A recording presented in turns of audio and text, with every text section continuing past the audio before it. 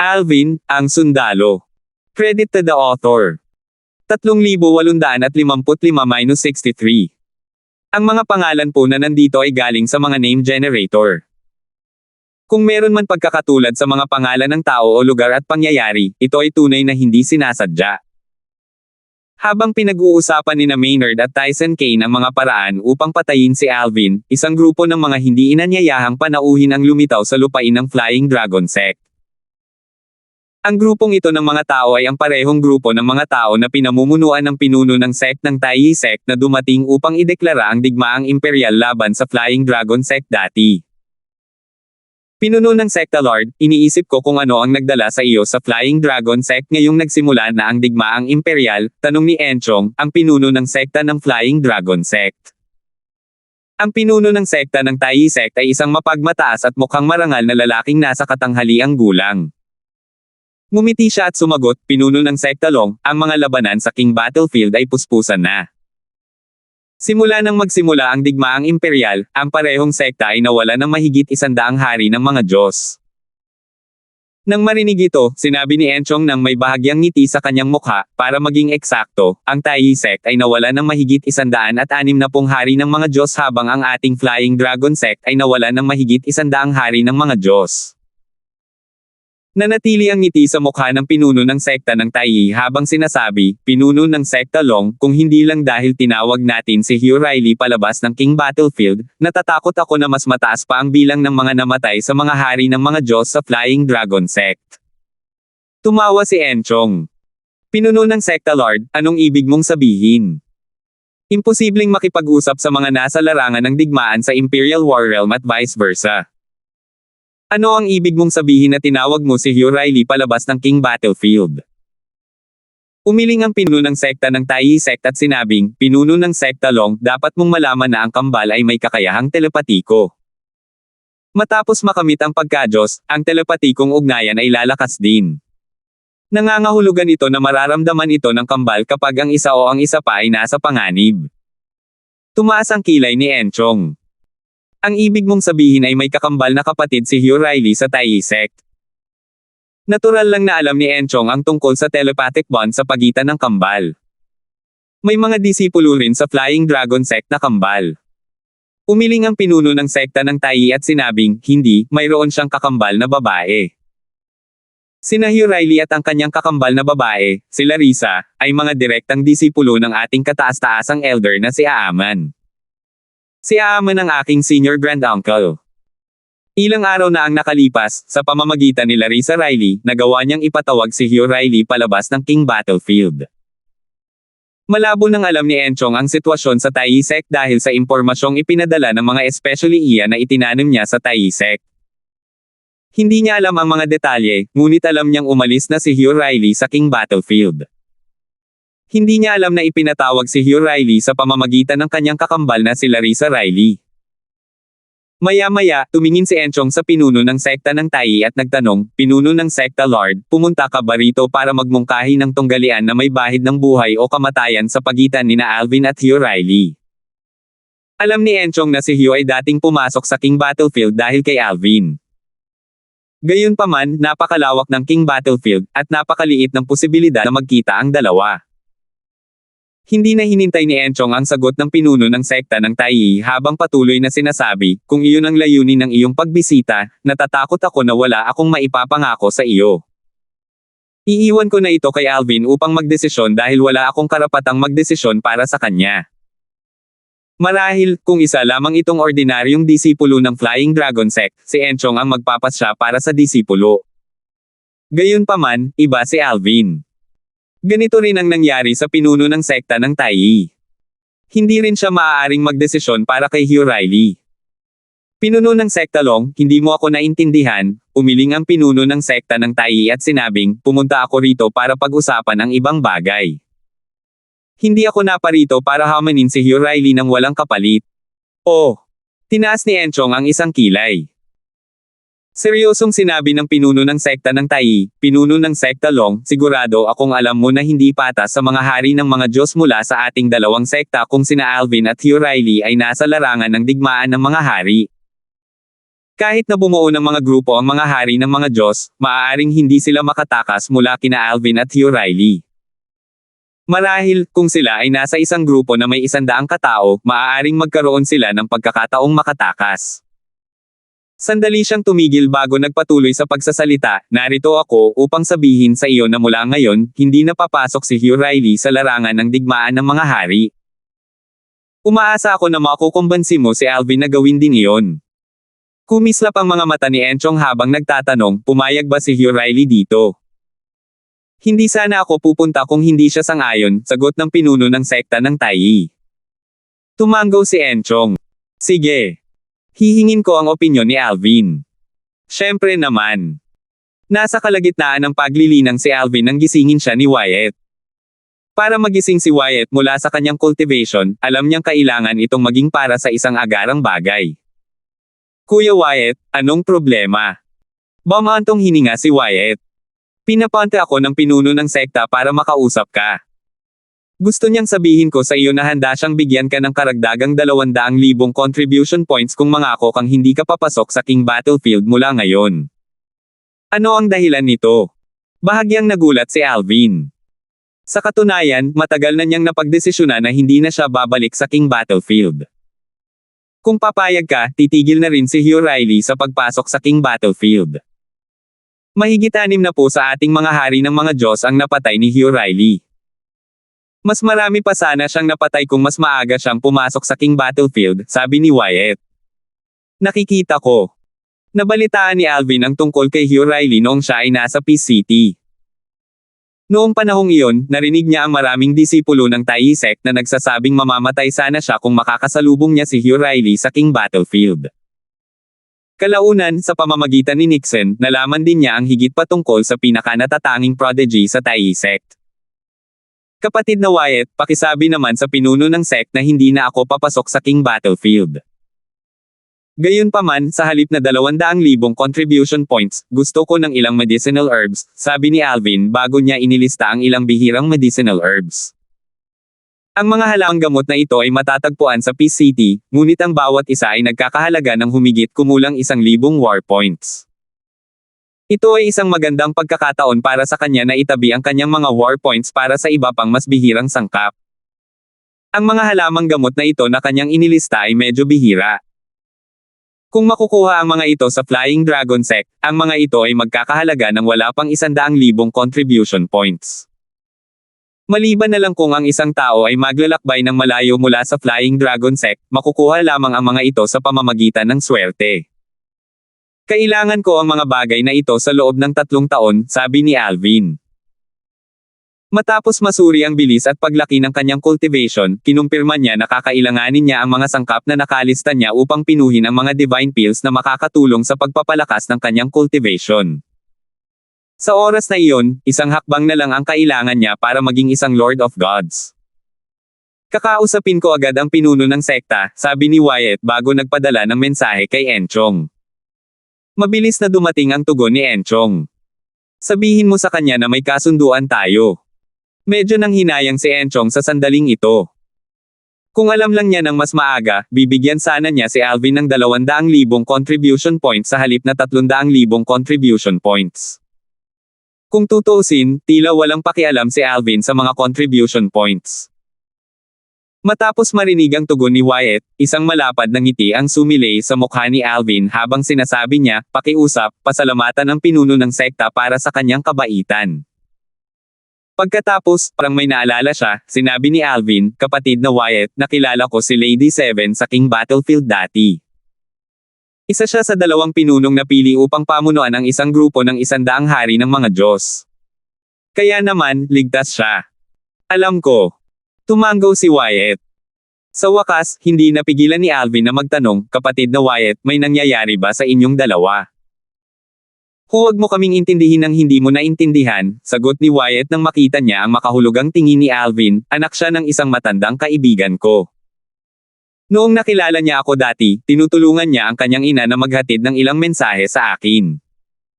Hiniling ko sa iyo na bantayan mo siya alang-alang sa kanyang ina. Bumantong hininga si Wyatt matapos maalala ang nakaraan. Naiintindihan ko.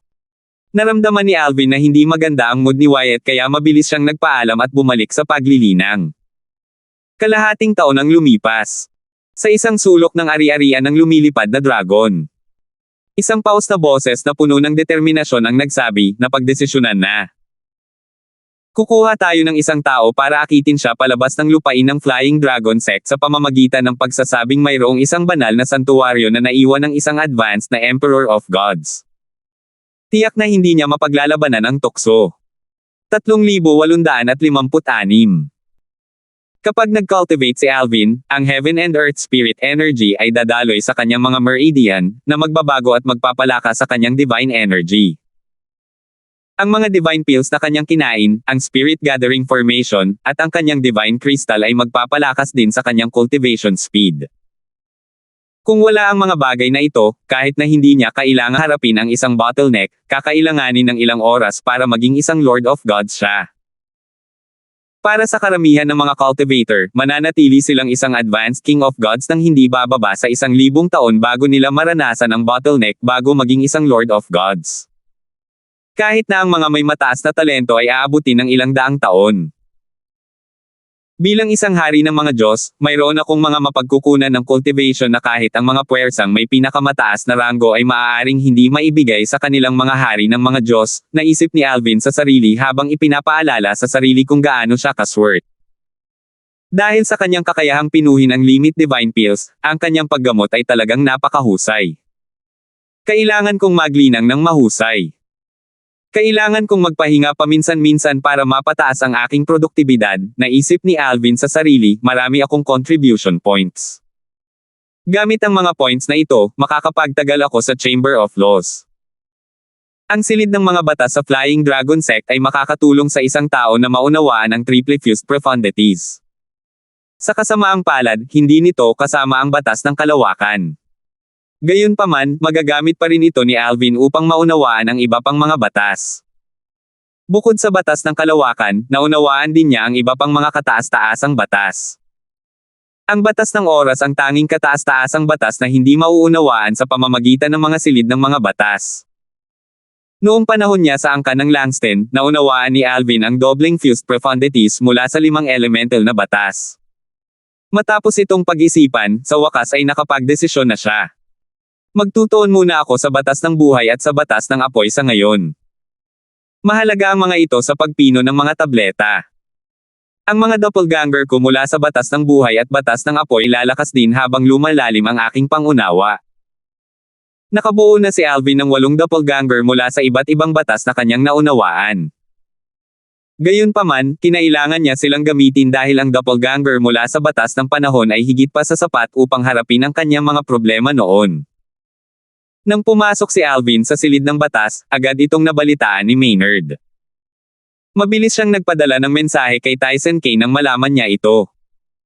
Nakapasok na si Alvin sa silid ng mga batas.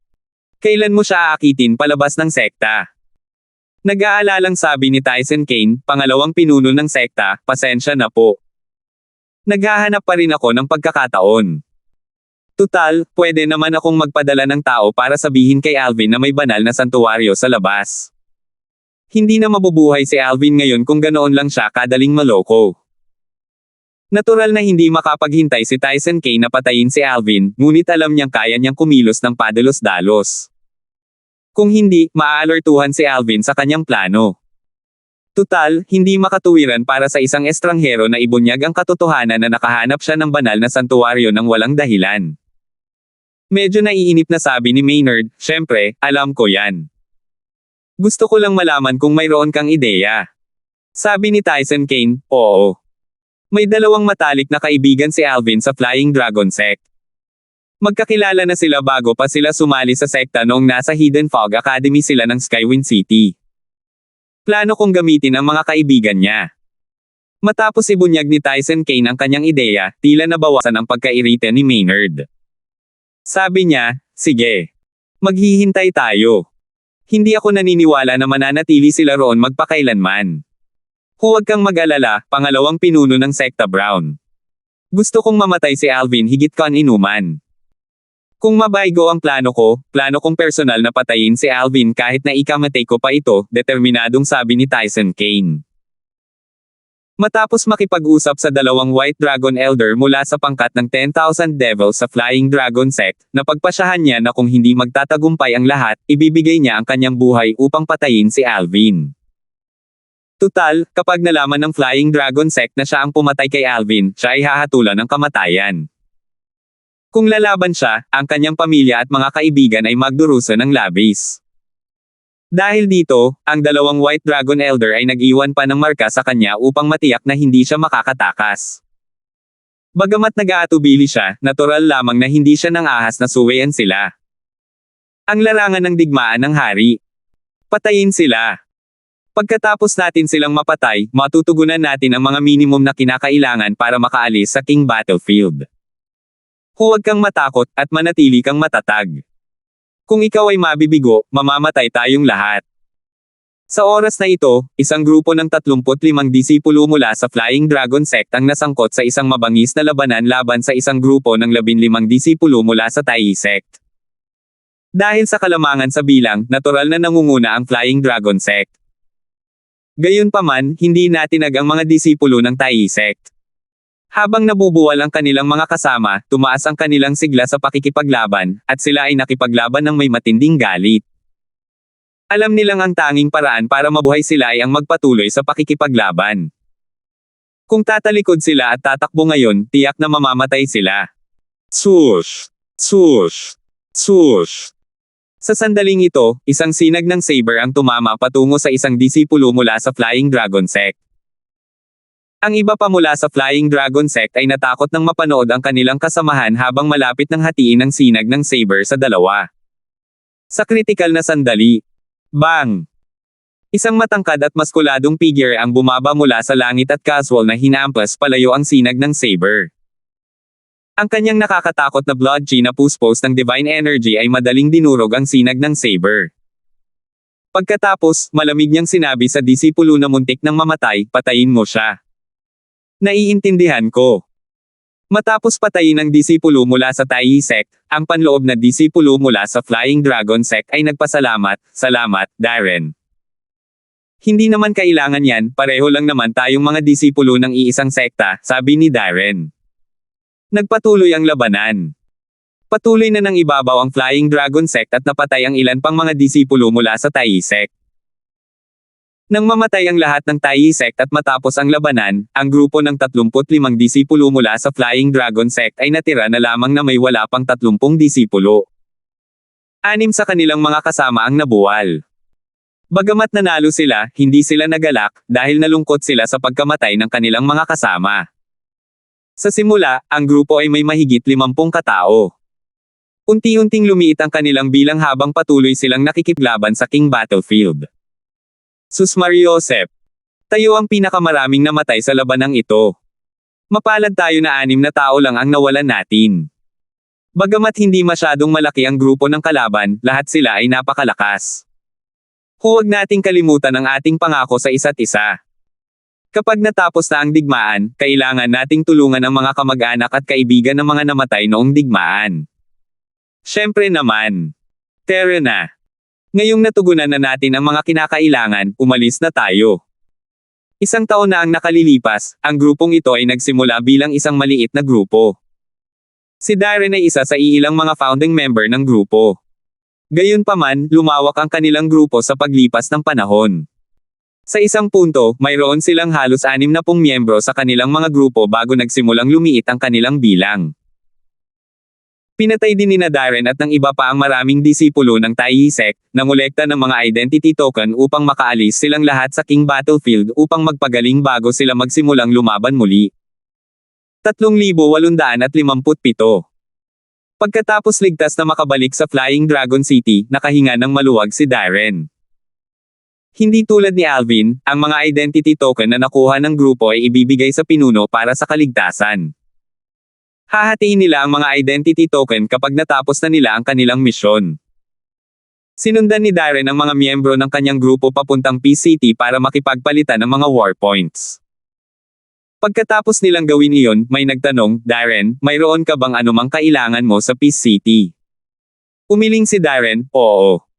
Nagtingin-tingin ako kanina at marami akong nakitang kailangan ko. Sayang, wala akong sapat na war points para ipagpalit sa mga ito ngayon. Pagkatapos noon, nagpaalam si Darren sa kanyang mga kapwa-disipulo at bumalik sa Flying Dragon City. Nang malapit na siya sa labasan ng Imperial War Realm na patungo sa lupain ng Flying Dragon Sect, nakita niya ang dalawang kaina-hinalang lalaki na palihim na kumikilos. Pinagmasdan ng dalawang lalaki ang kanilang paligid bago sila nagsimulang magbulungan, hindi nila namalayan na nasa likuran na nila si Darren. Hindi natin maaaring ipaalam sa napakaraming tao ang tungkol sa banal na santuwaryo na naiwan ng isang maunlad na emperador ng mga Diyos. Siyempre naman. Gayunpaman, kailangan natin ng isang tiyak na bilang ng mga tao para makapasok sa banal na santuwaryo, tama ba? Dapat nating hanapin ang mga Panginoon ng mga Diyos upang tulungan tayo. Hinding-hindi. Mga advanced na hari ng mga Diyos lang tayo. Kung iimbitahan natin ang mga Panginoon ng mga Diyos, sa tingin mo ba magkakaroon tayo ng pagkakataong makakuha ng kahit ano sa banal na santuwaryo? Sa sandaling ito, biglang lumingon ang isa sa mga lalaki. Nagbago ang ekspresyon ng kanyang mukha, at kumislap ang kanyang mga mata na may hangering pumatay nang makita niya si Darren na nakatayo sa likuran niya. Tiningnan niya si Darren nang may pagbabante at sinabi sa kanyang kaibigan, may tao sa likuran natin. Pagkatapos, tinanong niya si Darren, nakikinig ka ba sa usapan natin? Narinig mo ba kami? Ang dalawang binata ay mga panloob na disipulo ng Flying Dragon Sect. Ang isa ay nakasuot ng mahabang asul na roba, at ang isa naman ay nakasuot ng puti at abuhing mahabang roba. Hindi itinagol ng dalawa ang kanilang puot habang nakatingin kay Darren. Oo, tapat na sagot ni Darren. Hindi rin naman sila maniniwala sa kanya kung tatanggi siya. Sa sandaling ito, nag-alab ang pagnanasa sa kanyang puso nang maalala niya ang pag-uusap ng dalawang lalaki. Tiyak na magkakaroon siya ng isang hindi inaasahang pagkikita kung makakapasok siya sa isang banal na santuwaryo na iniwan ng isang emperador ng mga Diyos. Bigla na lang sumimangot ang isa sa mga lalaki. Pagkatapos, kumislap ang mga mata niya habang nagtatanong, ikaw ba si Darren? Oo. Tumanggaw si Darren. Nagtatakang nagtanong ang ibang mga lalaki, Darren. Kilala mo ba siya? Kasunod noon, naglakad ang dalawang lalaki sa gilid at nag-usap-usap. Hindi naman talaga, hindi. Nabalitaan ko lang na si Darren ay dinala sa aming sekta ni Revered Elder Sikong. Opisyal lamang siyang sumali sa sekta pagkatapos ng Latent Dragon Grand Contest kasama sina Alvin at TJ. Kagalang-galang na Elder Sikong. Ang ama ng senior sister Karen, ang Green Dragon Disciple. Hindi. Nabalitaan ko lang dati na si Darren ay dinala sa Flying Dragon Sect ng Revered Elder Sikong ng aming sect. Hindi siya sumali sa Flying Dragon Sect hanggang sa sumali siya sa Latent Dragon Grand Contest kasama sina Alvin at TJ. Kagalang-galang na Elder Sikong. Ang ibig mo bang sabihin ay ang disipulo ng Green Dragon, ang ama ng senior sister na si Karen? Tama iyan. Kasunod nito, muling lumapit ang dalawang lalaki kay Darren. Sinikap ni Darren na manatiling kalmado habang mabilis ang tibok ng kanyang dibdib. Hindi naman ito masyadong mahirap dahil alam niyang hindi siya kayang patayin ng dalawang lalaki sa Flying Dragon City. Darren, mahinang sabi ng binata na nakasuot ng asul, dahil narinig mo ang aming pag-uusap, bibigyan kita ng dalawang pagpipilian. Maaari kang sumama sa amin upang pumunta sa banal na santuwaryo, at papayagan ka pa naming magsama ng ibang tao, o kung hindi ka interesado, kailangan mong manampa sa panunumpa ng dugo ng puso ng Diablo na hindi mo ibubunyag ang iyong narinig sa kahit sino. Bukod doon, bibigyan ka rin namin ng 1,000 contribution points. Kung interesado kang sumama sa amin, kailangan mo ring manampa sa panunumpa ng dugo ng puso ng Diablo na panatilihing lihim ang bagay na ito. Tama, dapat mong isama si Karen kung magpasya kang sumama sa amin dahil mayroon kang magandang relasyon kay Revered Elder Sikong. Natural, kailangan ding manampa si Karen na panatilihing lihim ang bagay na ito kung tatanggapin niya ang iyong imbitasyon. Dahil mas malakas si Karen kaysa sa atin, kailangan din niyang manampa sa sumpa ng dugo ng puso ng demonyo na hindi niya tayo aatakihin habang nasa banal na santuwaryo tayo. Medyo nagduda si Darren noong una, ngunit lalo siyang nakumbinsi nang makita kung gaano kaingat ang dalawang lalaki. Nang tumigil ang dalawa sa pag-uusap, sa wakas ay sinabi niya, mayroon akong kahilingan. Wala akong tutol sa mga kondisyon ninyo, pero ayaw kong sumama sa amin si Karen. Gusto kong dalhin si Alvin. Hindi siya isang Panginoon ng mga Diyos. Bahagyang nagbago ang ekspresyon ng dalawang lalaki nang marinig nila ang pangalan ni Alvin. Alvin. Si Alvin na pumatay ng 100 disipulo mula sa Thai sect sa King Battlefield sa loob ng wala pang 1 taon. Si Alvin na sinasabing kasing lakas ng isang simpleng Panginoon ng mga Diyos. Tumango si Darren. Oo. Hindi. Matigas na umiling ang isa sa mga binata at sinabing, masyadong malakas si Alvin. Mas malakas pa siya kaysa kay Karen. Wala tayong makukuhang anumang benepisyo kung sasali siya sa atin. Sa tingin ko pa rin dapat mong isama si Karen. Gayunpaman, sinabi ng isa pang lalaki, kung sasali sa atin si Alvin, hindi na natin kailangang maghanap ng napakaraming tao para sumali sa atin. Tutal, sapat naman ang lakas niya para palitan ang ilang tao. Sa mas kaunting tao, tataas din ang ating mga benepisyo. Bagamat totoo na maaaring wala tayong mapapala sa kanyang pagsapi, may mga bentahe rin kung sasali siya sa atin. Pinagmasdan ni Darren ang dalawang lalaki ng bahagyang nakasimangot. Nag-aalangan talaga siyang isama si Karen. Ang unang taong naisip niya ay si Alvin. Sa wakas, nagbabanta siyang nagsalita, sabi mo hari ng mga Diyos lang ang gusto mong isama, at si Alvin ay hari ng mga Diyos. Kung ayaw mo, ikakalat ko ang balita tungkol sa iyong natuklasan pagkatapos mong umalis sa Imperial War Realm. Sa oras na iyon, walang humpay kang tutugisin ng lahat, at wala kang mapapala sa huli. Nang marinig ang mga salitang ito, naging masungit ang ekspresyon ng dalawang lalaki. Nagkatinginan sila ng matagal. Kalaunan, seryosong sinabi ng binata na nakasuot ng asul, sige. Papayagan natin si Alvin na sumama sa atin. Gayunpaman, kailangan niyang manampa sa Devil's Heart Blood Oath na hindi niya iko-monopolyo ang lahat ng kayamanan sa Divine Sanctuary. Dahil mas malakas siya, maaari siyang magkaroon ng 30% ng mga bagay doon. Ang natitirang 70% ay pantay na hahatiin sa lahat.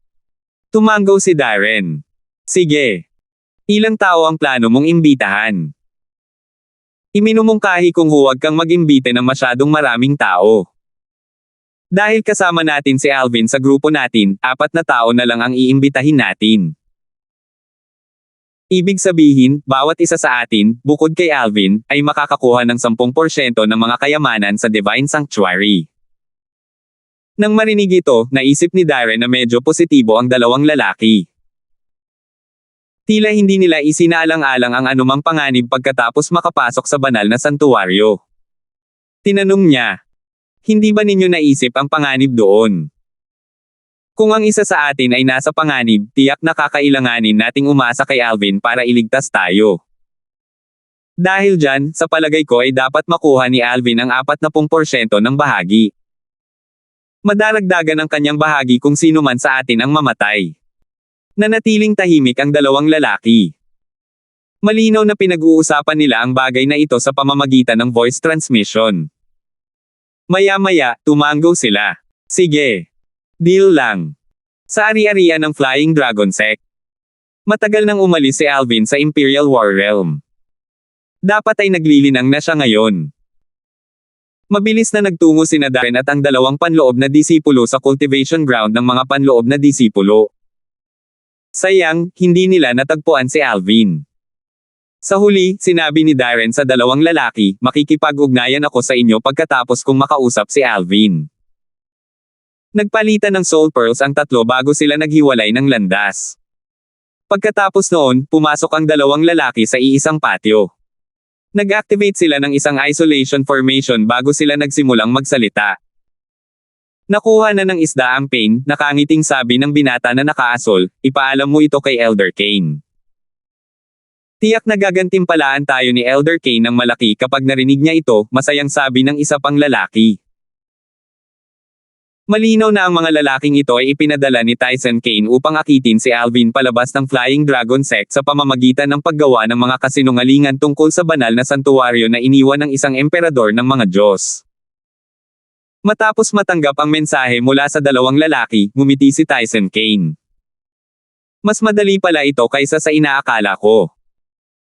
Mukhang hindi man lang pinagdudahan ni Darren ang katotohanan ng mga sinabi ng mga lalaking iyon. 3,858. Hindi na kailangang sabihin pa, ang silid ng batas sa Flying Dragon Sect ay mas nakahihigit kaysa sa nasa angkan ng Langston. Paano maihahambing ang isang puwersang may ranggong Panginoon sa isang puwersang may ranggong emperador kahit na ang nasabing puwersang may ranggong emperador ay walang mga emperador ng mga Diyos? Noong una, inakala ni Alvin na sapat na ang kanyang mga kontribusyon para maunawaan ang triple fused profundities mula sa batas ng buhay at batas ng apoy. Hindi nagtagal ay napagtanto niya kung gaano mali ang kanyang mga palagay. Matagumpay niyang naunawaan ang lahat ng tatlong triple fused profundities mula sa batas ng apoy, ngunit naubos na ang kanyang mga contribution point bago pa man niya maintindihan ang isang triple fused profundity mula sa batas ng buhay.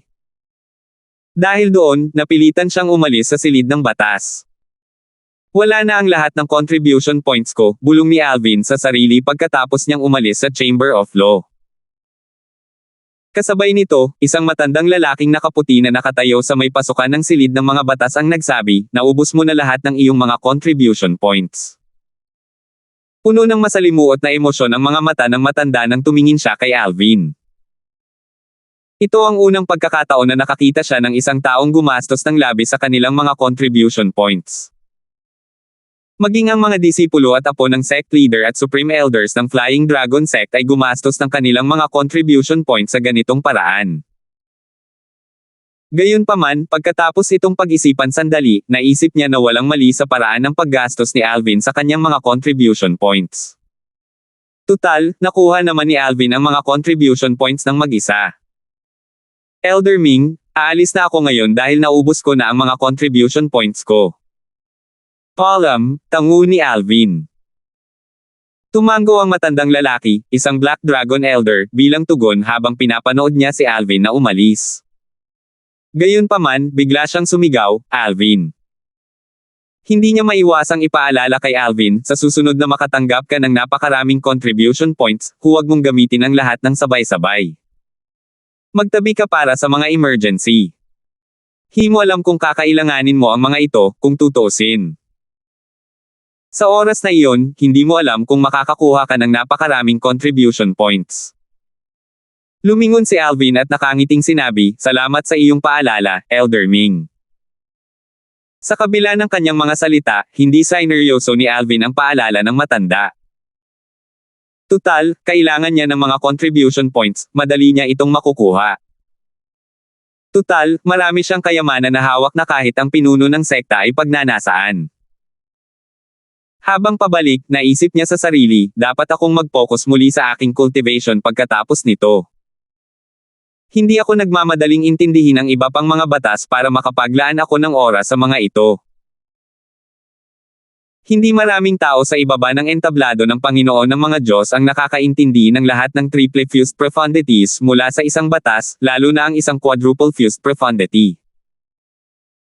Kung isasantabi ang batas ng kalawakan, ang kasalukuyang pagkaunawa ni Alvin sa batas ng apoy ay maaaring makipagsabayan sa isang mahiwagang nilalang sa pinakamalalim na pagkaunawa sa batas ng apoy. Napakaraming tao ang lumabas.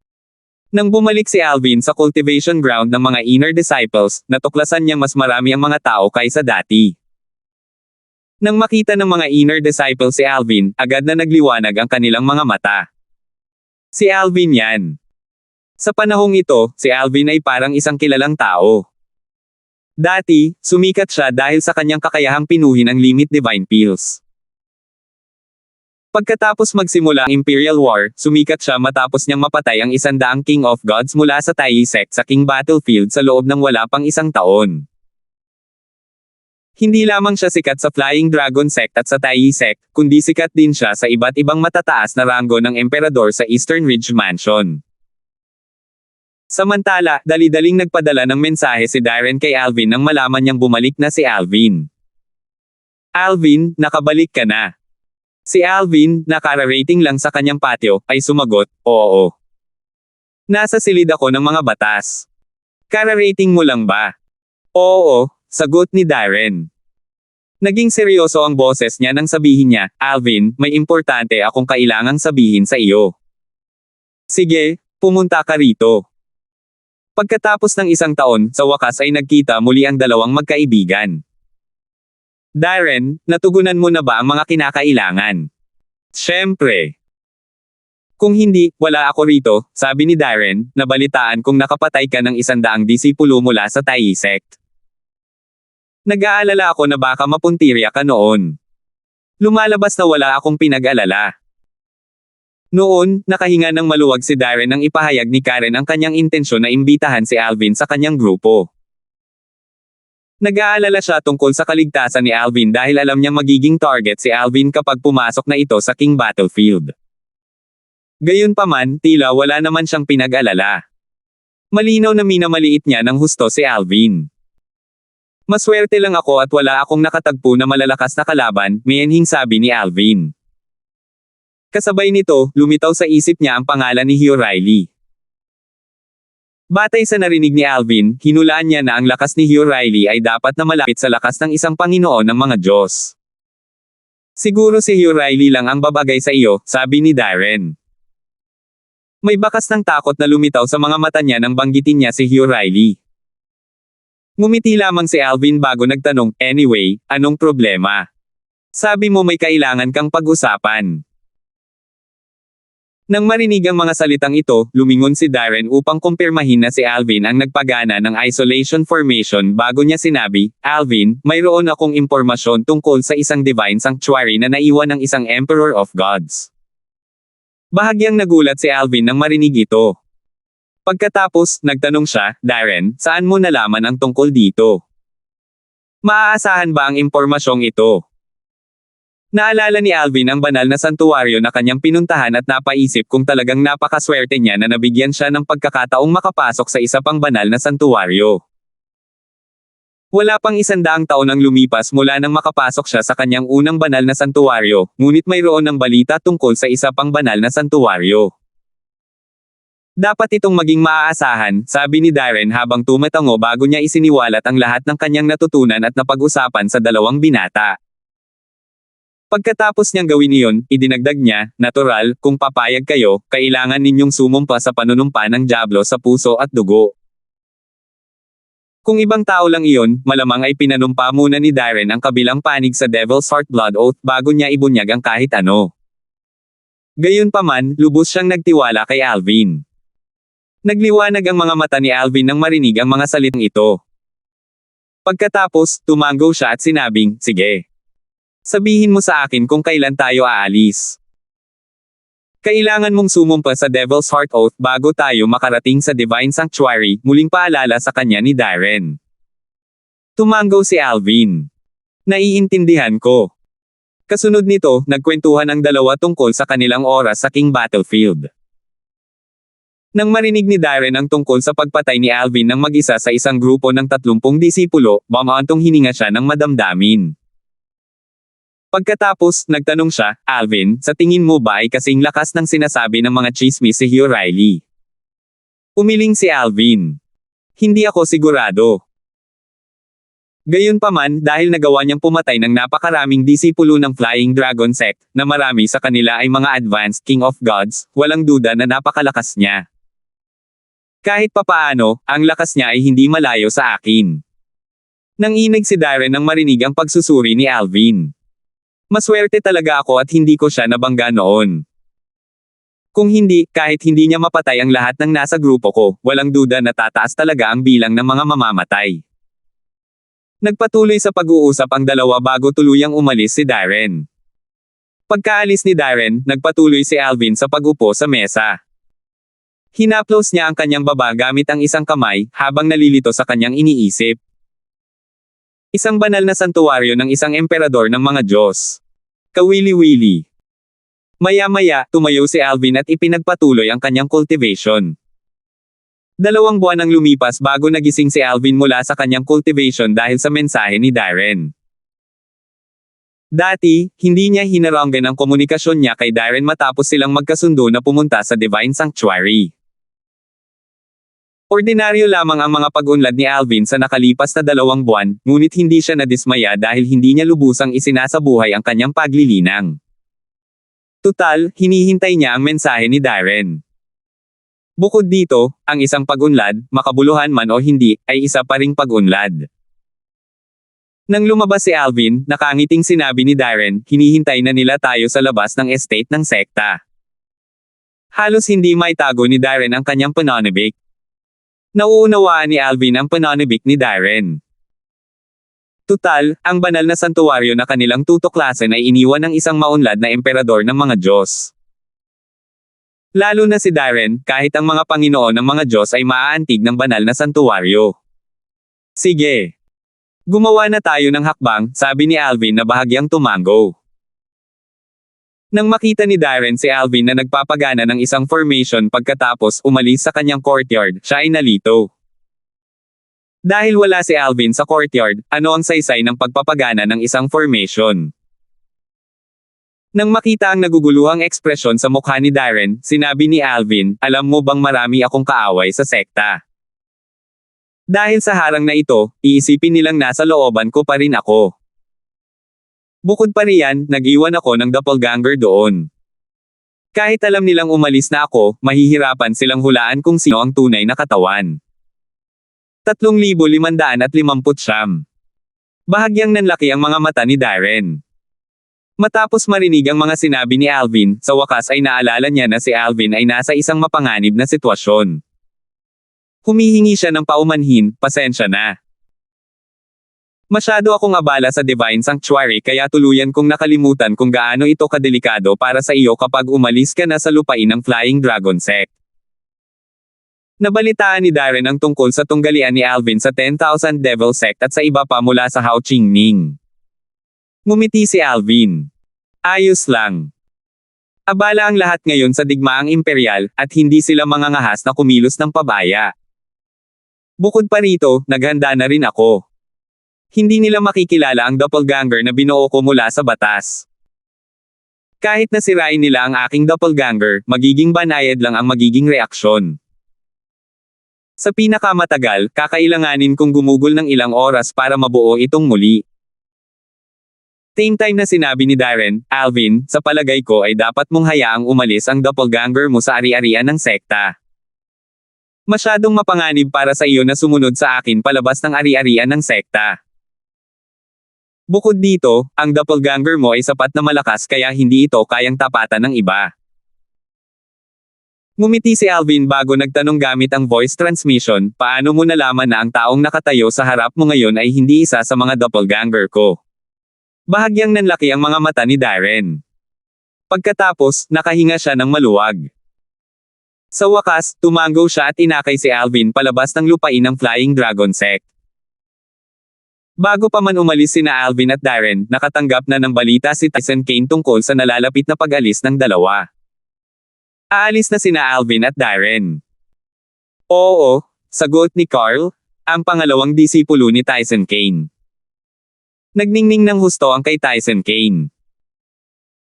Nagpatuloy si Carl sa pagsasalita ng may bahagyang pag-aalala, gayunpaman, narinig ko na ang formation sa courtyard ni Alvin ay aktibo na kahit na umalis na siya kasama si Darren. Panginoon, si Alvin ay mula sa Devata Realms, at ipinakita rin niya ang kanyang doppelganger noong Latent Dragon Grand Contest. Paano kung ang kanyang doppelganger mula sa batas ng kalawakan ang umalis sa ari-arian ng sect kasama si Darren? Kumunat ang noo ni Tyson Kane. Pinaganya niya ang formation sa kanyang courtyard. Tumango si Carl. Wala tayong paraan para makahanap ng anumang palatandaan maliban kung pasukin natin ang kanyang patio. Hindi makatotohanan para sa ating mga tauhan na sundan siya palagi dahil mabilis niya itong matutuklasan. Malaki ang posibilidad na ginamit ni Alvin ang kanyang doppelganger sa pagkakataong ito. Medyo nakakaabala ito. Kahit napasukin natin ang kanyang silid at suriin ang taong naroon, maaaring hindi pa rin natin matukoy kung si Alvin talaga ito o doppelganger lamang niya. Kahit ang mga Panginoon ng mga Diyos ay maaaring mahihirapan silang matukoy. Kumunat ang noo ni Tyson Kane. Huminga siya ng malalim bago sinabing, alam ko. Ako na ang bahala dito. Dapat mong samahan ang iyong asawa ng mas madalas. Malaki ang pagtingin sa iyo ni Vice Sec Leader Brown kaya dapat mong hawakan ng mahigpit ang pagkakataong ito. Pagkatapos, bumantong hininga siya bago nagpatuloy sa pagsasalita, sige. Maaari ka nang umalis. Guro, kung kailangan mo ng tulong, pakisabi naman sa akin, seryosong sabi ni Carl. Tumango si Tyson Kane nang walang pakialam. Pagkaalis ni Carl, nagpadala siya ng mensahe.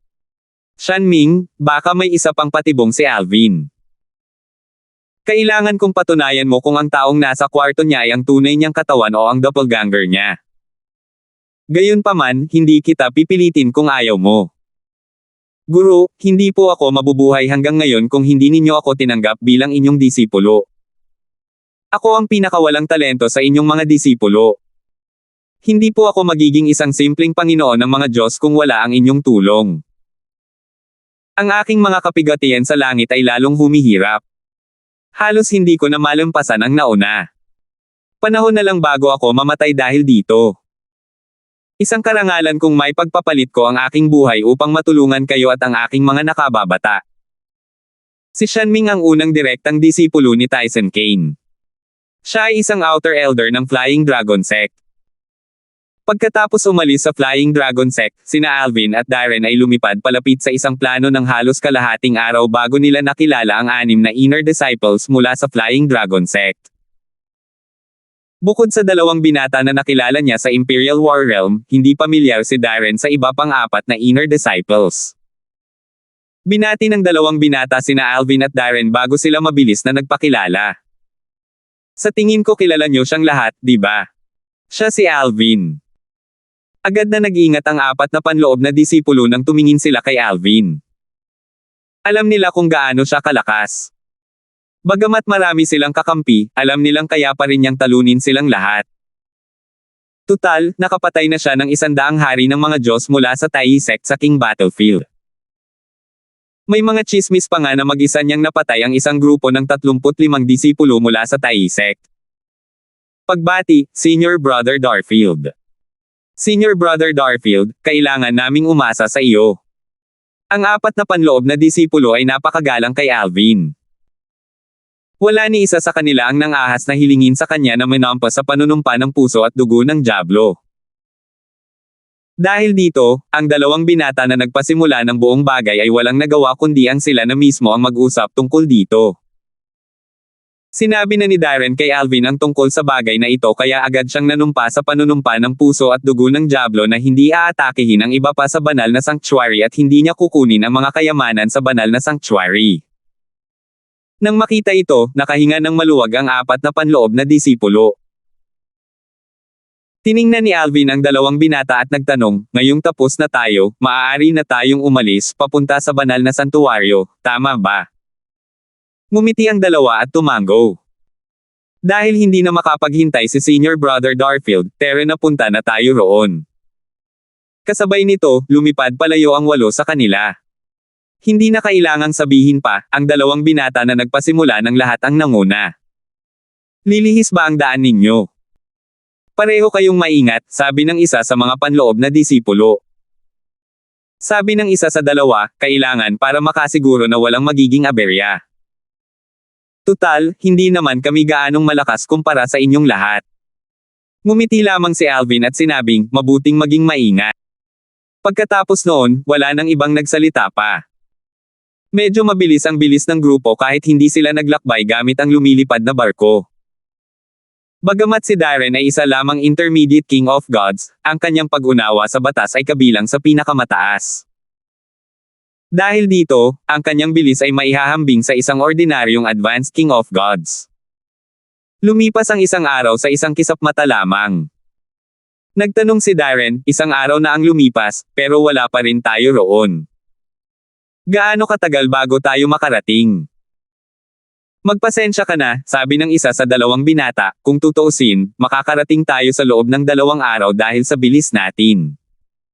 Sabi ng isa pang binata, tama. Dapat ay makarating tayo sa loob ng 2 araw.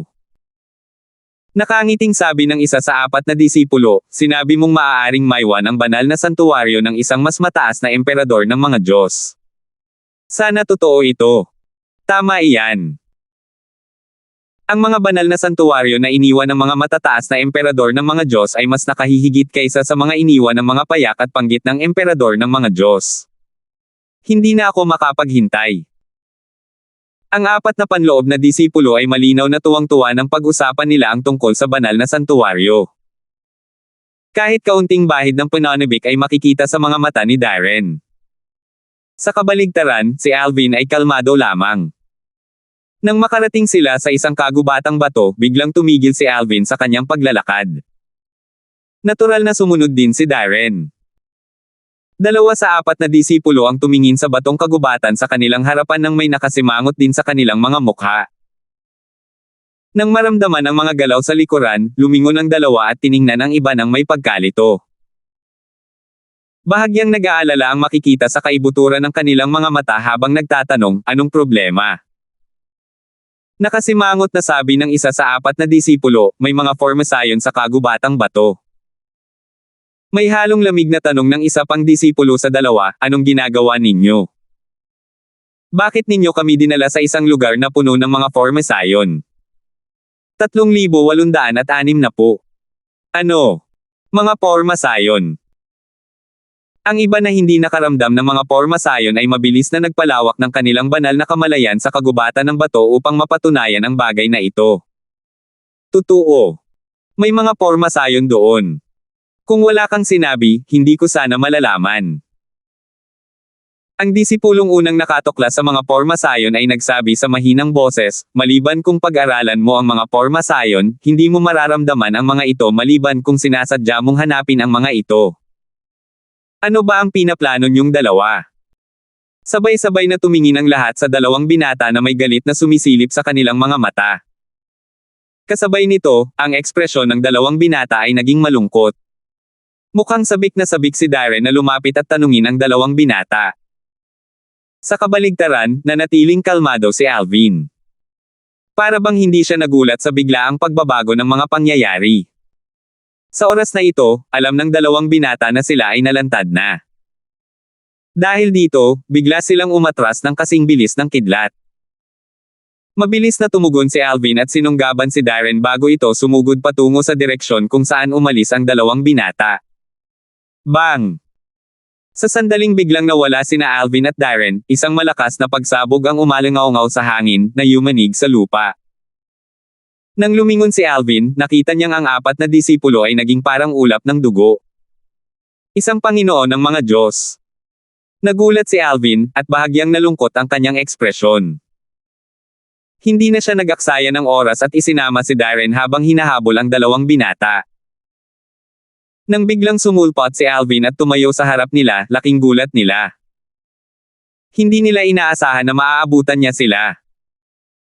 Walang pag-aalinlangan, lumuhod sila at nagsimulang yumuko, nagmamakaawa sa kanya na iligtas ang kanilang buhay. Alvin, patawarin mo ako. Pangako ko na hindi ko malilimutan ang kabaitan mo habang buhay. Hindi pinansin ni Alvin ang dalawa. Casual niyang itinaas ang kanyang kamay, na ikinamatay ng dalawa gamit ang isang spatial storm. Kasunod nito, agad niyang inilayo si Darren sa lugar. Maghahanap lamang siya ng kamatayan kung papasok siya sa kagubatang bato na iyon kasama ang mga formation. Matapos lumipad lampas sa isang bulubundukin, inihiga ni Alvin si Darren bago niya sinabi, Darren, tila nag-iisa ang Panginoon ng mga Diyos. Ihahatid ko siya palayo habang ikaw ay tumatakas. Si Darren, na nakaramdam ng pagsisisi, ay hindi nagpumilit na sumunod kay Alvin. Alam niyang magiging pabigat lamang siya kay Alvin kung susundin niya si Alvin. Sus Mariosep. Masyado akong mahina para tumulong sa kanya. Kahit malakas siya, hindi siya kayang tapatan ng Panginoon ng mga Diyos.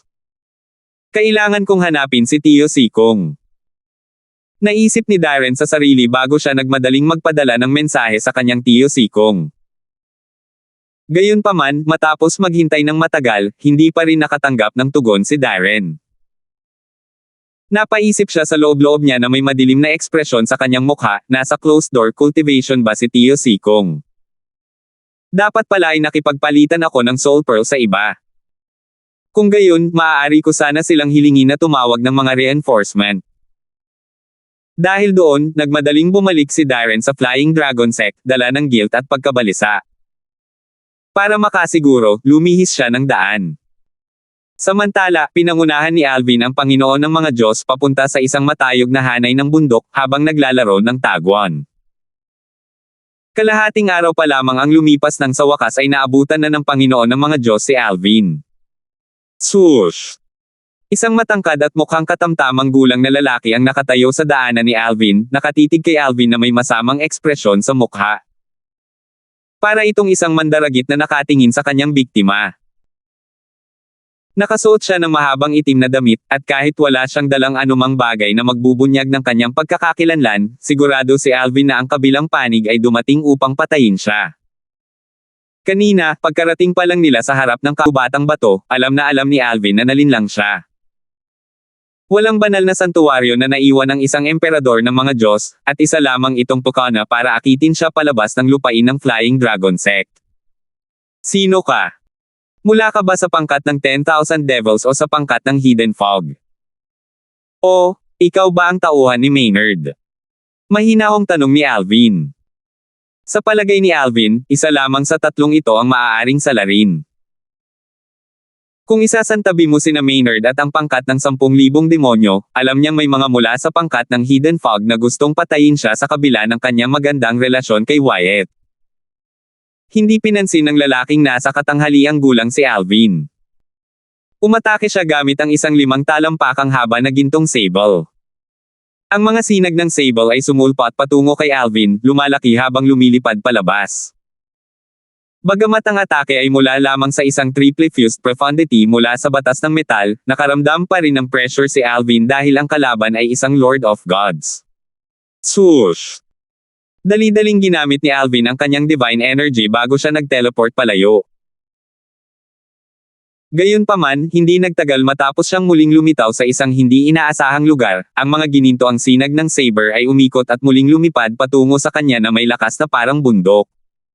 Swoosh! Ang mga gininto ang sinag ng sable ay nagliwanag sa kalangitan habang tumatama ang mga ito kay Alvin. Nag-teleport palayo si Alvin, muntik nang makatakas sa atake.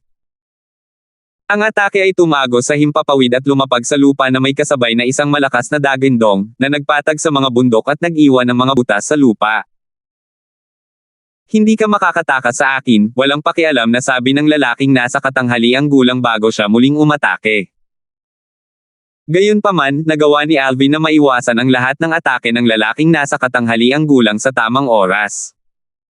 Maya-maya, huminto ang lalaking nasa katanghaliang gulang habang malamig na nakatingin kay Alvin. Pagkatapos, ang kanyang banal na enerhiya ay naging ginintuan ng puspusan niya ito ng batas ng metal. Ugong. Kasunod nito, ang lalaking nasa katanghaliang gulang ay lumipad patungo kay Alvin sa isang nakakatakot na bilis. Sa pagkakataong ito, nabigo si Alvin na mag-teleport palayo sa oras habang ang mga gininto ang sinag ng saber ay dumaloy patungo kay Alvin na parang baha. Nang makita ito, naisip ng lalaking nasa katanghaliang gulang na may nasisiyahang ekspresyon sa kanyang mukha, matutuwa ang Panginoon sa aking pagganap. Sa kasamaang palad, sa sumunod na sandali, ang nasisiyahang ekspresyon ng isang nasa katanghaliang gulang ay napalitan ng madilim na ekspresyon. Isa lamang itong doppelganger mula sa batas ng kalawakan. Hindi maganda ang ekspresyon ni Shanming sa sandaling ito. Kahit na naihanda na niya ang sarili para dito, hindi pa rin siya nasisiyahan. Nang kumalma siya, mabilis siyang nagpadala ng mensahe kay Tyson Kane upang ipaalam kay Tyson Kane ang nangyari. Kumislap ng malamig ang mga mata ni Tyson Kane pagkatapos niyang makinig sa mensahe. Biglang bumilis ang kanyang katawan at naisip, mukhang ako mismo ang papatay sa kanya. Bumalik si Darren sa lupain ng Flying Dragon Sect, na puno ng pagkabalisa. Wala siyang ibang magawa kundi ang magdasal na sana'y ligtas si Alvin. Maya-maya, nakahinga siya ng maluwag nang makatanggap ng mensahe mula kay Alvin. Alvin, nagawa mo bang maalis ang Panginoon ng mga Diyos na iyon? Hindi.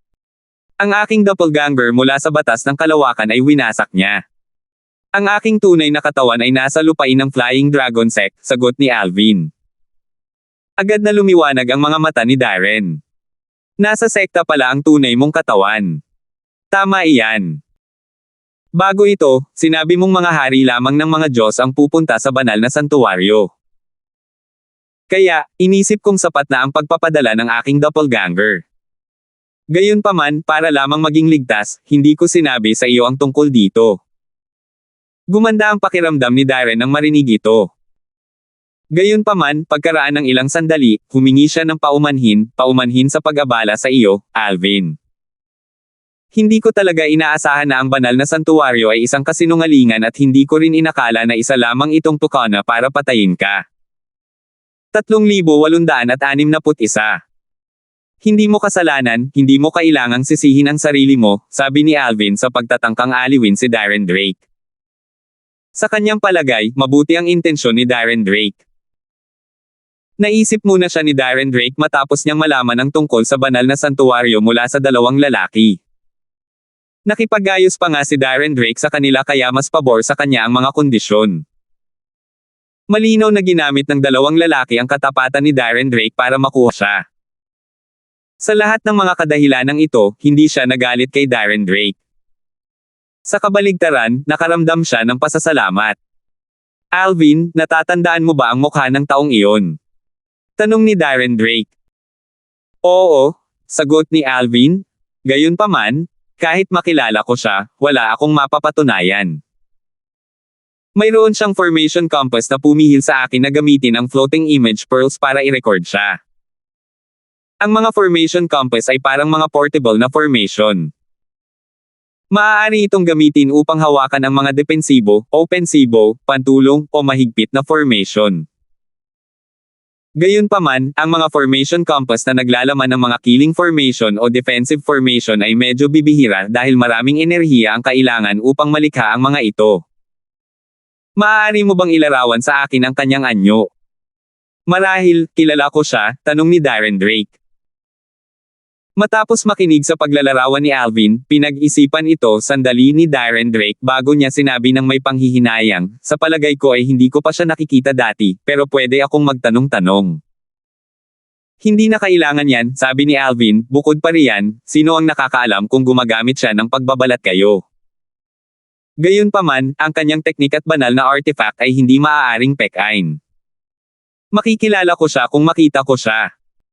Lalo na ang isang Panginoon ng mga Diyos, kahit si Alvin ay may kanya-kanyang paraan ng paggawa ng mga bagay-bagay. Hindi naman madaling baguhin ang mga nakagawian, kung tutuusin. Tama ka, sagot ni Darren Drake. Hayaan mo na muna. Hindi mo na kailangang magtanong-tanong pa.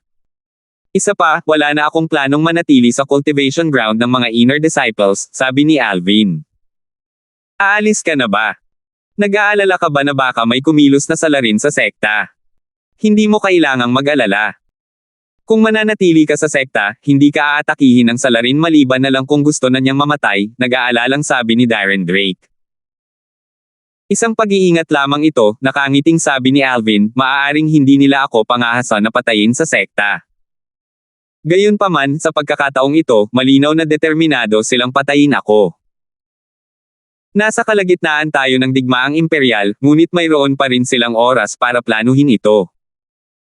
Ipinapahiwatig nito na nagiging desperado na silang patayin ako. Alam nilang magiging mapaminsala ito para sa kanila kapag lumakas ako. Kumunat ang noo ni Darren Drake habang sinasabing, saan ka pupunta kung aalis ka sa cultivation ground ng mga inner disciples? Plano mo bang pumasok sa Imperial War Realm? Gayunpaman, ang Imperial War Realm ay hindi angkop na lugar para mag-cultivate. Ngumiti si Alvin habang sumasagot, hindi ako papasok sa Imperial War Realm hanggat hindi ako nagiging Lord of Gods. Mananatili ako sa patio ni Brother Wyatt at maglilinang doon. Walang makakagawa ng aksyon laban sa akin doon. Si Tyson Kaneman o dalawang White Dragon Elder sa 10,000 Devils Faction, wala silang magagawa sa akin maliban kung mayroon silang hanggaring mamatay. Nakahinga ng maluwag si Darren Drake nang marinig ang sagot ni Alvin. Tunay ngang magandang lugar para manatili ka sa looban ni Elder Brown. Alvin, kakausapin ko si Tio Sikong sa lalong madaling panahon.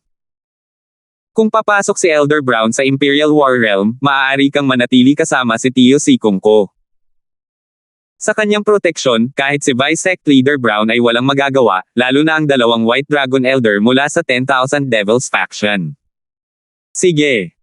Hindi nagatubiling tanggapin ni Alvin ang mungkahi ni Darren Drake. Tutal, kakailanganin niya ng ibang matutuluyan kapag pumasok na si Wyatt sa Imperial War Realm. Gayunpaman, batay sa kasalukuyang sitwasyon, alam niyang hindi agad papasok si Wyatt sa Imperial War Realm dahil kailangan pa ring protektahan ni Wyatt ang kanyang nakatatandang kapatid na si Magnus Brown, na tinarget din ng 10,000 Devils faction. Walang nakakaalam kung ang White Dragon Elder mula sa 10,000 Devils faction, na determinadong maghiganti kay Magnus, ay nasa Imperial War Realm. Nakasalubong niya ang White Dragon Elder na iyon bago siya pumasok sa King Battlefield. Noong panahong iyon, itinuro ni Nixon sa kanya ang White Dragon Elder.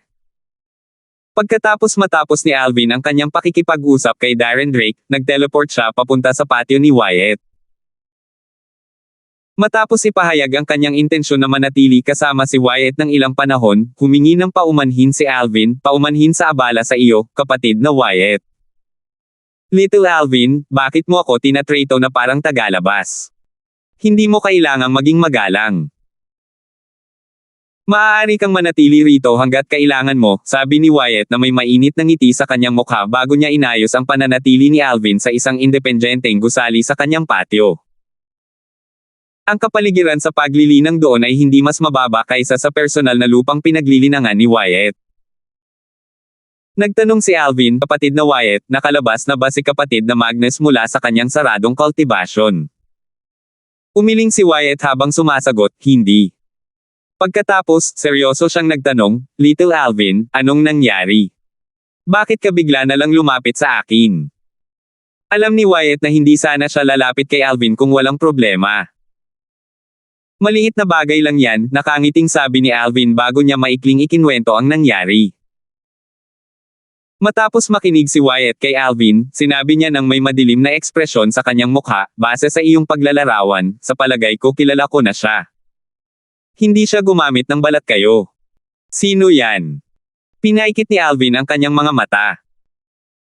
Gusto niyang malaman ang pagkakakilanlan ng taong Samire sa kanyang doppelganger batay sa batas ng kalawakan. Shanming, mahinang sagot ni Wyatt, nakalaban ko na siya minsan noong ako ay naging isang intermediate Lord of Gods. Ang kanyang mga pamamaraan ay eksakto tulad ng inilarawan mo. Si Shanming. Galing ba siya sa pangkat ng 10,000 Devils? Naguguluhang tanong ni Alvin. Ito ang unang beses na narinig niya ang pangalang ito, kung tutuusin. Siya ang unang direktang disipulo ni Tyson Kane at isang panimulang Panginoon ng mga Diyos. Isa rin siyang panlabas na elder ng sekta, tanggang sagot ni Wyatt. Tumango si Alvin. Pinaghihinalaan ko na siya na mula sa pangkat ng 10,000 Devils o may kinalaman kay Tyson Kane. Si Shanming, maaalala ko siya. Kumislap ang Hungarian pumatay sa kanyang mga mata habang bumulong siya sa sarili, ang araw na ako ay magiging isang Panginoon ng mga Diyos ay ang araw na mamamatay si Tyson Kane. Ngayon ang unang pagkakataon na nakaharap ni Alvin ang isang Panginoon ng mga Diyos. Bagamat ang kanyang kalaban ay isa lamang simpleng Panginoon ng mga Diyos, ang agwat sa pagitan ng isang maunlad na hari ng mga Diyos at isang simpleng Panginoon ng mga Diyos ay mahirap pa ring malampasan.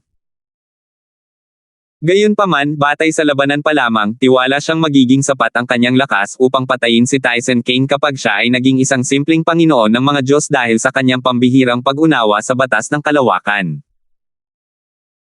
Maaaring hindi siya kayang tapatan ni Wyatt o ng iba pang mga nakatatanda ng puting dragon, ngunit hindi problema para sa kanya na patayin ang isang panloob na nakatatanda tulad ni Tyson Kane. Sa katunayan, gamit ang kanyang mga sekretong armas, madali niyang mapapatay si Tyson Kane. Nang marinig ang mga salita ni Alvin, hindi napigilan ni Wyatt na ipaalala kay Alvin, Little Alvin, huwag mong maliitin si Tyson Kane. May kakayahan din siya. Ang pag-unawa niya sa batas ay maaaring hindi mas mahina kaysa sa iyo. Kahit na matapos mong patatagin ang iyong cultivation matapos maging isang simpleng Lord of Gods, maaaring mahirap pa rin para sa iyo na harapin siya. Ipinapayo ko sa iyo na maghintay hanggang sa maging isang intermediate Lord of Gods ka. Bagamat nakakagulat ang lakas ni Alvin, ang pag-unawa ni Tyson Kane sa batas ay malalim din. Kaya naman, naisip ni Wyatt na magiging mahirap para kay Alvin na patayin si Tyson Kane kahit na si Alvin ay isang simpleng Panginoon ng mga Diyos. Sa pinakamalaki, inakala niyang makakalaban ni Alvin si Tyson Kane hanggang sa maging tabla. Tumanggo si Alvin. Huwag kang mag-alala, kapatid na Wyatt. Hindi ako kikilos hanggat hindi ako sigurado sa aking tagumpay.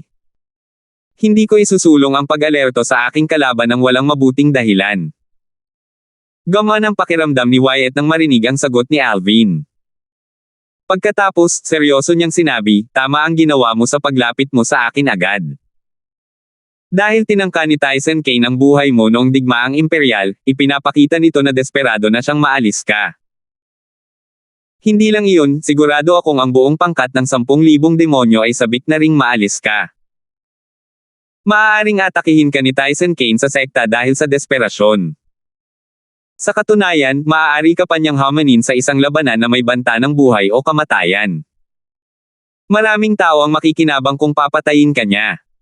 Hindi sinabi ni Wyatt na makikinabang din si Maynard sa pagkamatay ni Alvin. Tutal, si Alvin ay isang malaking banta kay Maynard. Bukod dito, si Maynard ay nakatali kay Tyson Kane sa pamamagitan ng pagsasama ng anak na babae ni Tyson Kane at pangalawang disipulo ni Tyson Kane. Hindi binanggit ni Wyatt si Maynard dahil ayaw niyang makaramdam ng mas matinding pressure si Alvin. Tutal, kahit ang mga elder ng Black Dragon ay walang kalaban-laban kay Maynard, lalo na siya na isa lamang elder ng White Dragon. Si Maynard ay isang advanced na Panginoon ng mga Diyos, kung tutusin. Matapos mabaygo Shanming na patayin si Alvin, nagmadali si Tyson Kane papunta sa cultivation ground ng mga inner disciples. Gayunpaman, hindi niya mahanap si Alvin. Umalis na ba si Alvin sa cultivation ground ng mga inner disciples?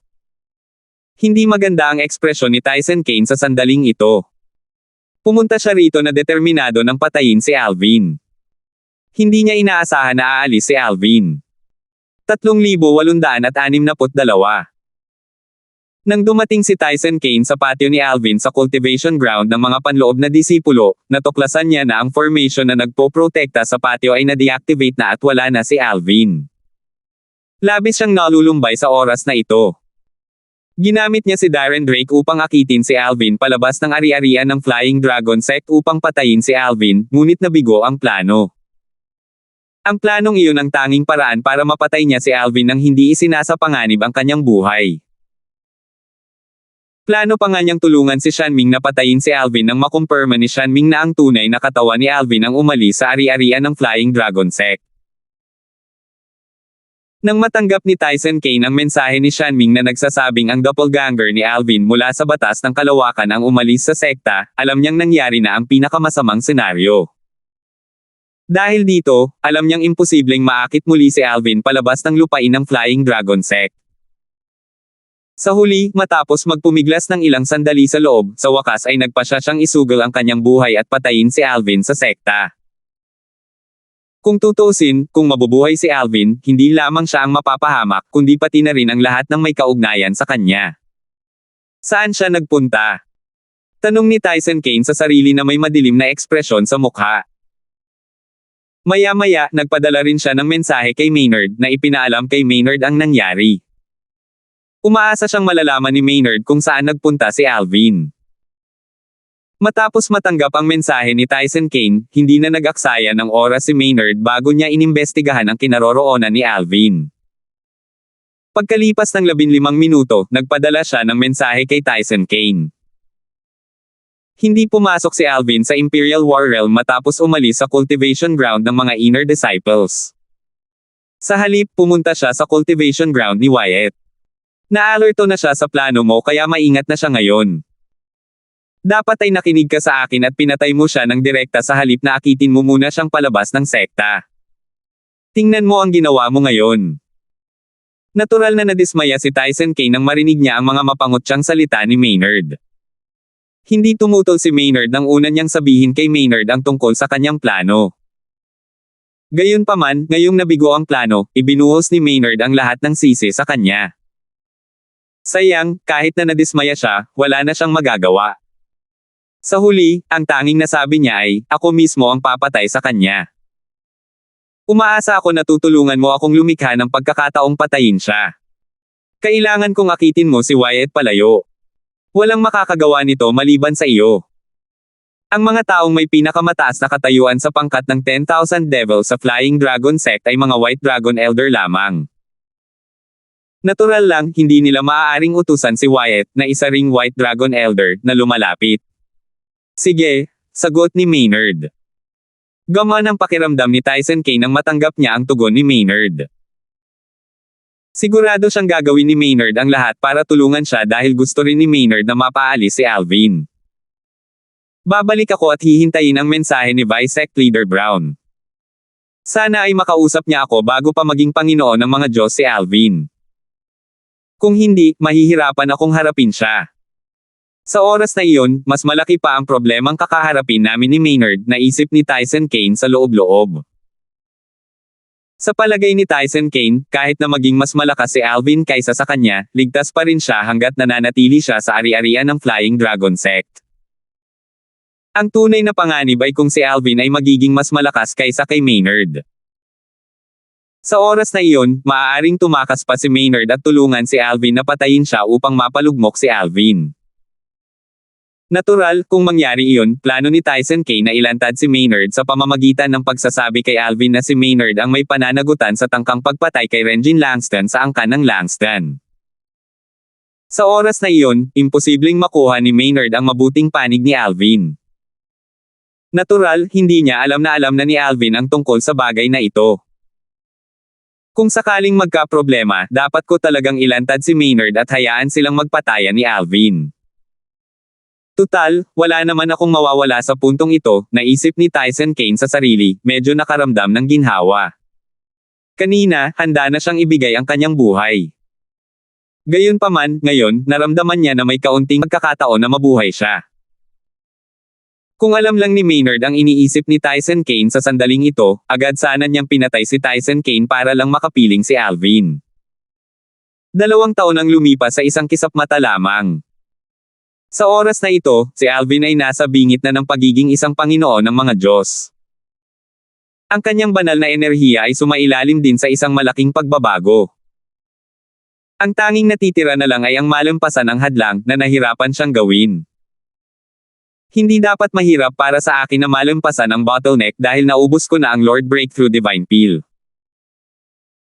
Ang tanging paliwanag ay nawalan na ng bisa ang Divine Peel o ang katawan ko ay nagkaroon na ng resistensya laban dito. Bulong ni Alvin sa sarili habang nakaupo siya nang nakakross ang mga paa sa ere. Nanatili pa rin siya sa cultivation ground ni Wyatt. Swoosh! Biglang umalangaw-ngaw ang kalawakan sa harap ng kanyang kaparehong tao mula sa batas ng kalawakan. Binuo niya itong muli matapos masira ang una. Ang kanyang pangalawang pagtatangka ay tumagal lamang ng kalahati ng orihinal na oras. Kakaiba na napakapayapa nito sa nakalipas na 2 taon. Nagtataka ako kung bakit hindi kumilos sina Tyson Kane at Maynard na ninangkit ang mga mata ni Alvin habang iniisip ang sarili, hindi ba sila, lalo na si Tyson Kane, nag-aalala na maging Panginoon ng mga Diyos ako. Tutal, hindi naman ako makakapantay ni Tyson Kane sa oras na iyon. Sa anumang kaso, mabuti na lang at hindi sila kumilos, kaya binigyan nila ako ng maraming oras para maglinang. Habang si Alvin ay lubog sa kanyang iniisip, nakatanggap siya ng mensahe mula kay Wyatt. Little Alvin, nakatanggap lang ako ng utos mula sa isang Black Dragon Elder na pumasok sa Lord Battlefield kasama ang ilang pang White Dragon Elders. Isang White Dragon Elder mula sa Hidden Fog faction ang namatay kamakailan sa larangan ng digmaan. Ang Black Dragon Elder na ito ay may magandang relasyon sa Hidden Fog faction, at kakampi niya ang isa pang Vice Sect Leader na tumututol kay Maynard. Kaya naman, sa palagay ko ay hindi ito isang pagtatangka ni Maynard na akitin ako palayo. Panatag ang loob ni Alvin matapos marinig ang mga salita ni Wyatt. Pagkatapos, seryoso niyang tinanong, isa na namang Elder ng White Dragon ang namatay. Ito ang pangalawang White Dragon Elder na namatay noong digmaang imperial. Sa kabilang banda, ang Taiyi Sect ay nawalan lamang ng 2 ordinaryong Intermediate Lords of Gods. Nangangahulugan ito na ang Flying Dragon Sect ay nasa medyo disbentahan na posisyon ngayon. Sinabihan din ako ng pangkat ng Hidden Fog na pumasok sa Lord Battlefield. Natatakot ako na hindi ko sila matatanggihan, sabi ni Wyatt. Kumusta naman si Brother Magnus? Tanong ni Alvin. Nakapagtagumpay ang kapatid ko at naging hari ng mga Diyos 2 buwan na ang nakalilipas. Pinapatatag na niya ngayon ang kanyang cultivation. Alam na rin ito ng paksayon. Kung hindi nila ako hihilinging pumasok sa larangan ng digmaan dahil imposibleng pumayag ako, sagot ni Wyatt. Si Brother Magnus ay naging hari ng mga Diyos. Agad na nagliwanag ang mga mata ni Alvin. Brother Wyatt, dadalhin mo rin ba si Brother Magnus sa Imperial War Realm? Buong kumpiyansang tumango si Wyatt, tama. Kahit hindi pumasok ang kapatid ko sa King Battlefield, hindi maglalakas loob si Martis ng 10,000 Devils faction na atakihin ang kapatid ko sa Imperial War Realm. Tiyak na papatayin siya ng Golden Dragon Elder sa Flying Dragon City bago pa man niya mapatay ang kapatid ko. Paano kung ang Golden Dragon Elder ay kakampi ni Martis? Tanong ni Alvin. Imposible. Inuna ng mga Golden Dragon Elder ang interes ng sekta at walang interes na makialam sa mga maliliit na bagay na tulad nito. Bukod dito, sa pagkakaalam ko, wala silang masyadong malapit na relasyon kay Maynard o sa pangkat ng 10,000 Devils.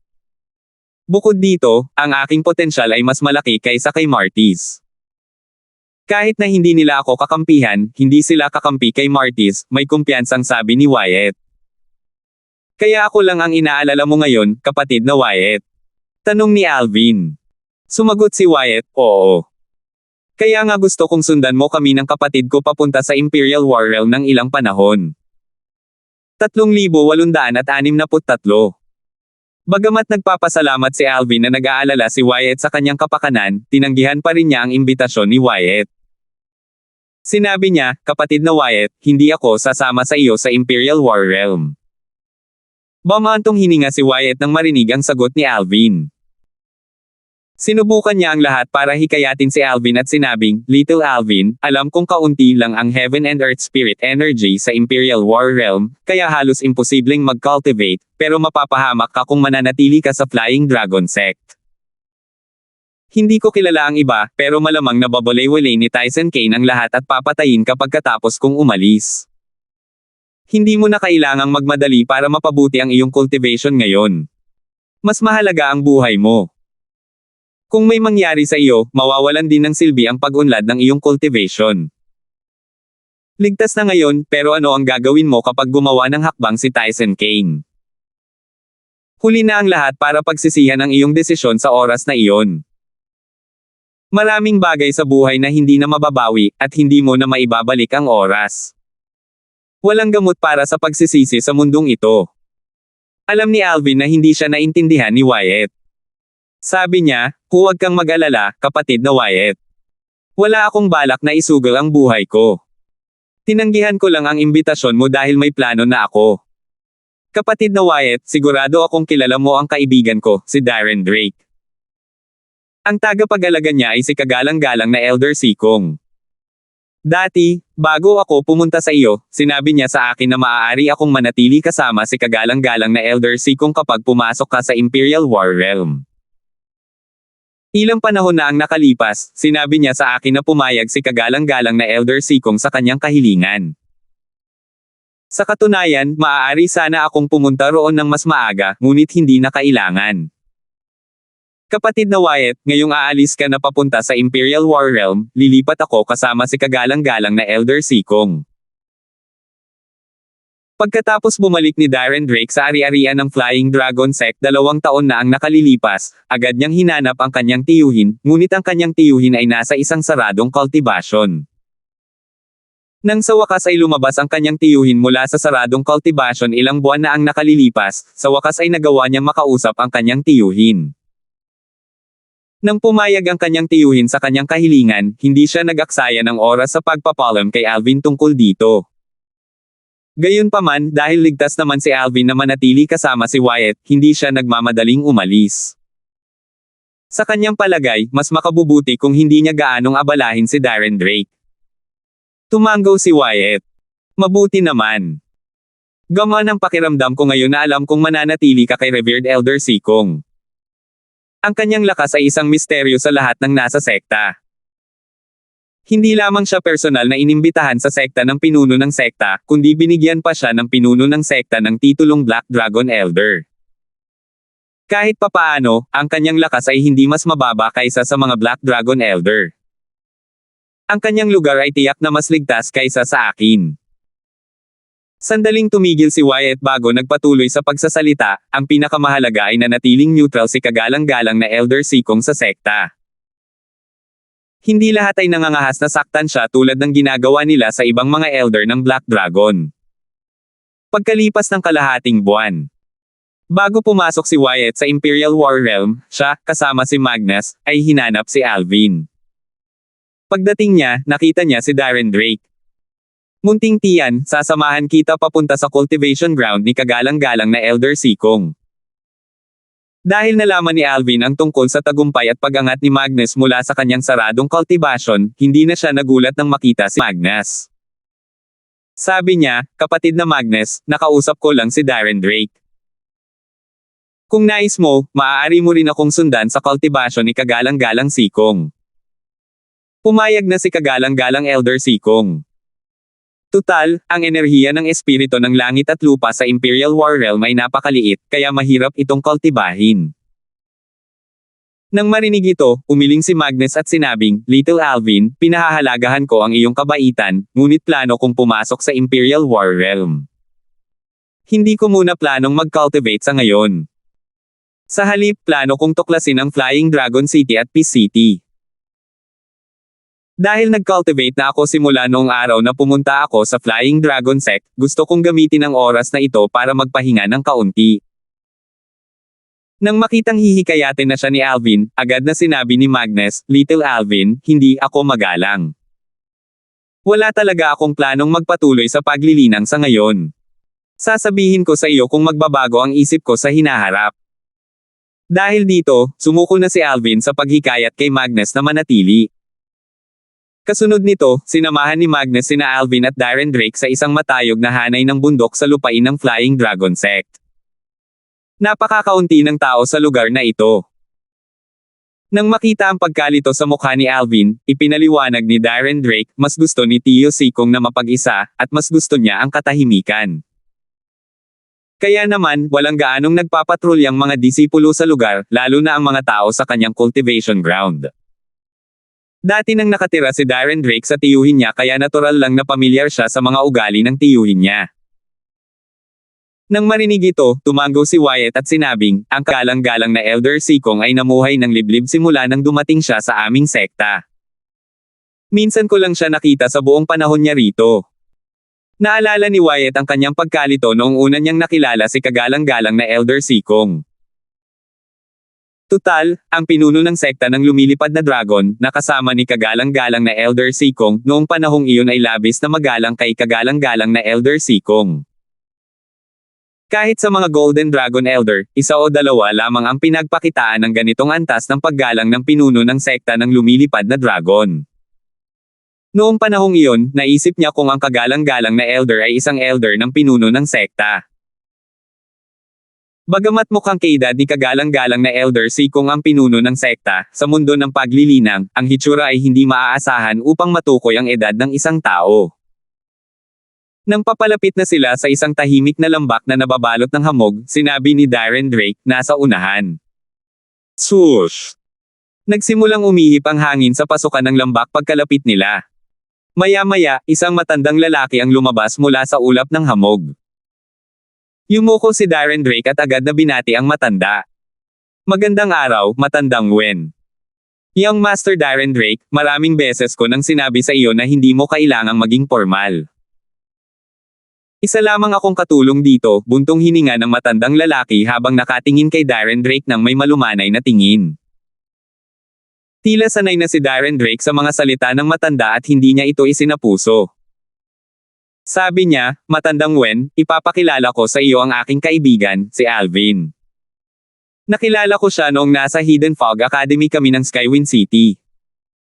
Ang dalawang ito ay sina Elder Wyatt at ang kanyang kapatid na si Magnus. Pagbati, Batang Panginoon Darfield, Elder Brown, sabi ng matandang lalaki. Pagkatapos, tumango siya kay Magnus ng may ngiti bilang tanda ng paggalang. Pagbati, Matandang Wen. Pagkatapos noon, pinangunahan ni Matandang Wen ang grupo papunta sa lambak. Tuwing kikilos siya, kusang nalalagas ang ambon. Sa wakas ay lumabas sila mula sa ambon pagkatapos nilang makapasok sa lambak.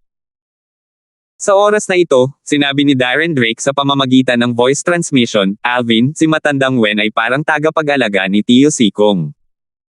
Kapag lumabas si Karen, siya ang bibigyan ng tungkuling protektahan ito. Iyon lang ang pagkakataon na aalis siya sa tabi ni Tio Sikong. Matagal na siyang kasama ni Tio Sikong. Bagamat karaniwang mayabang si Karen, magalang din siya kay Matandang Wen at tinatawag niya itong Lolo Wen. Dahil nagmamalasakit sa akin si Tio Sikong, magalang at magalang din siya sa akin. Hindi niya minamaliit ang aking mababang cultivation. Ipinakita ng mga salita ni Darren Drake na mataas ang tingin niya kay Matandang Wen. Tumango si Alvin habang nakatingin sa likod ni Matandang Wen. Hindi niya maintindihan ang iniisip ni Matandang Wen. Mas mahirap para sa kanya na basahin si Matandang Wen kaysa sa iba pang mga elder ng Black Dragon na nakilala niya noon. Natural lang, alam ni Alvin na hindi ito indikasyon ng lakas ni Matandang Wen. Tutal, marami naman ang misteryoso at parang pantas, ngunit ang kanilang cultivation ay pangkaraniwan lamang. Sa lambak na nababalutan ng luntiang damo kung saan namumukadkad ang mga bulaklak at huni ng mga ibon, 6 na simpleng patio ang nakapalibot sa isang patio sa gitna. Nang akayin ni Matandang Wen ang iba papatungo sa patio sa gitna, yumuko siya at sinabing, Guro, nandito na po ang mga bisita. Tuloy ka. Bumukas ang mga pintuan ng patio, at pinapasok ni Matandang Wen ang iba pa. Sa isang kisap mata lamang, nakakita si Alvin ng isang kislap bago nagbago ang looban. Ang mga bulaklak at halaman sa looban ay tila mas masigla pa kaysa sa mga nasa labas, at isang payapang hangin ang bumalot sa buong lugar. Naisip niya sa sarili, kung tutuusin, ang nakita ko kanina ay isang ilusyon lamang. Ito ang tunay na anyo ng looban. Salamat po at sinamahan ninyo ako, ingat lagi mga master.